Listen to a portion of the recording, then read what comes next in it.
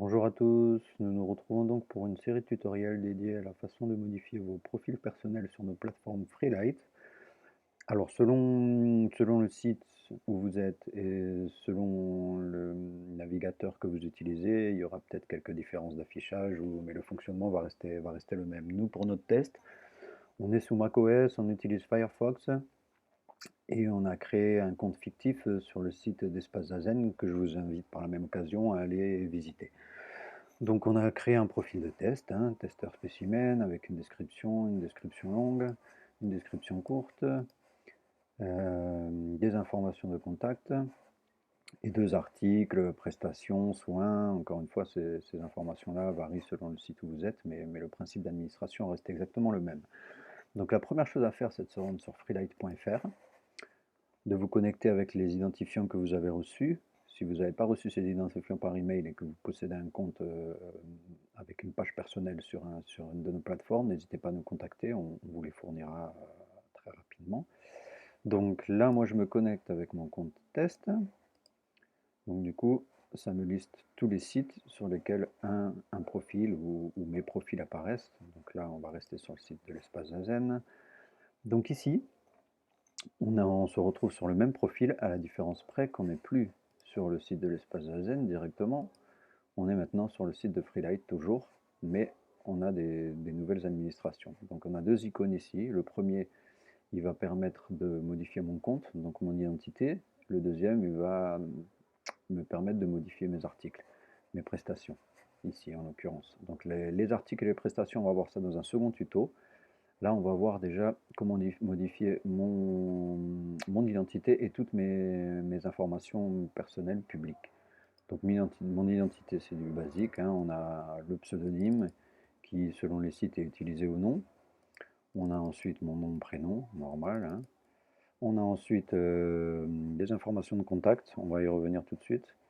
Donc mon adresse mail, qui est l'adresse mail à laquelle les messages et les réservations et les contacts depuis le site me seront envoyés. C'est aussi mon login de connexion. Donc bien penser que si je change mon adresse mail ici, je me connecterai sur Freelite avec cette adresse mail. Mon numéro de téléphone et l'adresse de mon site internet si j'en possède un. Donc sur les informations de contact, ici les préférences de contact, moi j'ai sélectionné les trois préférences, ce qui fait en sorte que quand on est sur mon profil, ici on a ces trois icônes qui permettent directement à l'internaute de m'appeler, de m'envoyer un message qui me sera envoyé par email ou de visiter mon site internet. Dans les autres boutons, en règle générale, me contacter, si plusieurs préférences de contact sont sélectionnées, le site fera toujours le choix de préférer la façon la plus simple, c'est-à-dire le formulaire de contact et qui vous sera envoyé par email. Donc ces informations qui sont là, c'est les informations des visiteurs qui viennent cliquer sur vous contacter, ce n'est pas vos informations. Vous recevrez justement les informations que lui remplit ici avec le message qu'il vous envoie. Voilà, juste pour le petit test, si maintenant par exemple je choisis qu'on peut uniquement m'appeler par téléphone, je valide les modifications. Donc quand je suis sur le site du coup de l'espace Zazen, on voit bien que j'ai plus uniquement que le contact par téléphone. Et si les gens cliquent sur me contacter ailleurs, sur ma page, du coup, pareil, ça proposera uniquement et directement de m'appeler. Donc là, je suis sur un ordinateur, donc ça me propose de sélectionner une application pour pouvoir téléphoner. Mais si je le fais depuis un mobile, ça va directement m'appeler le numéro de téléphone désiré. Voilà, donc de préférence, moi je laisse les trois. De toute façon, votre adresse mail, elle reste invisible pour l'utilisateur. Votre adresse mail, elle nous sert uniquement à vous envoyer un message. On dit email, l'utilisateur voit email, mais en vérité, lui, il vous enverra, il ne voit pas votre adresse email. Il vous envoie un message et vous le recevez par adresse email. Donc voilà, là on vient de voir comment modifier mon identité. En règle générale, une fois que l'identité elle est prédéfinie et que les paramètres sont réglés, il y a peu de modifications à faire de votre part. Maintenant, là où il y a peut-être plus de modifications à faire, c'est sur l'image qu'on a ici, c'est sur la description courte qu'on a ici et la description longue que nous avons ici. Donc en fait, pour modifier l'image, c'est super simple. On clique sur l'image. Vous avez votre base de données qui s'ouvre ici.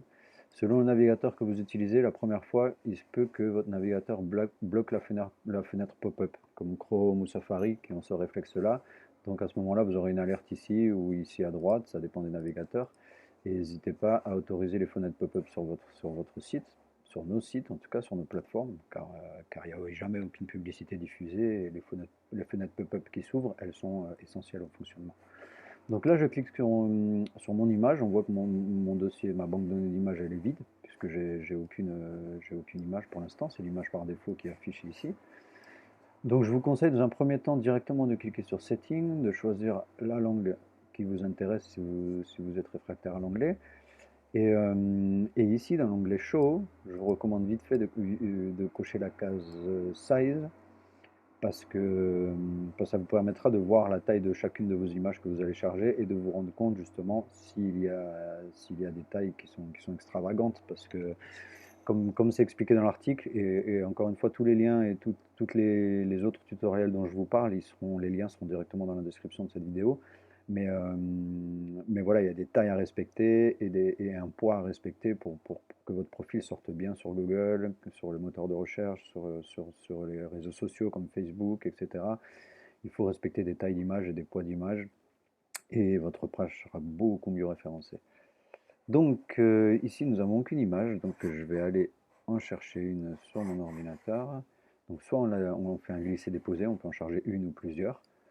Et soit on a le petit icône là en haut directement uploader qui nous permet aussi de sélectionner une photo. Donc là, j'ai chargé une photo, je renlève les settings, ils ne servent à rien.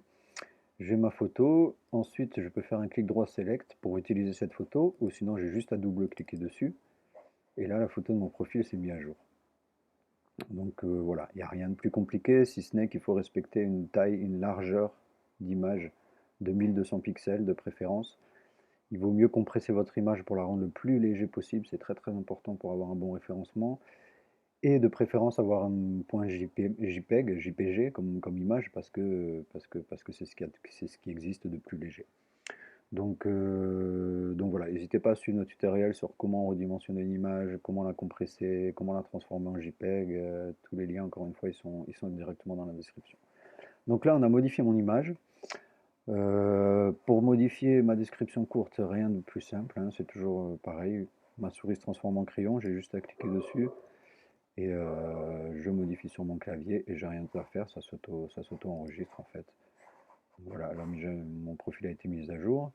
Dans ma description longue, là pour le coup, on a une administration qui est quand même beaucoup plus complète, qui permet de faire une description, bon, déjà rédactionnelle basique, mais de pouvoir mettre des mots en gras, de changer le format des titres et des sous-titres, les alignements, de mettre des puces, de mettre des liens, des boutons, il y a vraiment beaucoup de choses. Par exemple, je descends, je peux ajouter, par exemple, je veux ajouter un bouton vers un fichier PDF. Voilà, ça m'auto crée un bouton, j'ai juste à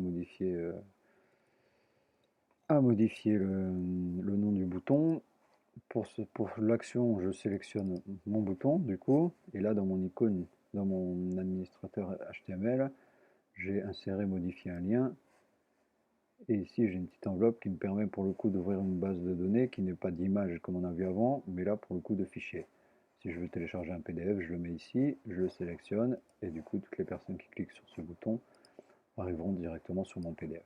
Donc voilà, il y a d'autres boutons, je vous laisserai regarder, bouton contact pour ouvrir le formulaire, bouton URL pour envoyer sur un autre site internet ou sur une autre page que vous possédez. Il y a aussi la possibilité du coup d'ajouter des images. Vous avez plusieurs possibilités, des images type 100% pour faire une en-tête ou type un fond, vous avez des images en cercle, enfin je vous laisse vous amuser avec tout ça pour vous faire une présentation sympathique de votre profil. Encore une fois, n'hésitez pas à nous contacter, hein, on est là pour vous aider si jamais vous rencontrez des problèmes ou vous avez des choses que vous n'arrivez pas à mettre en place.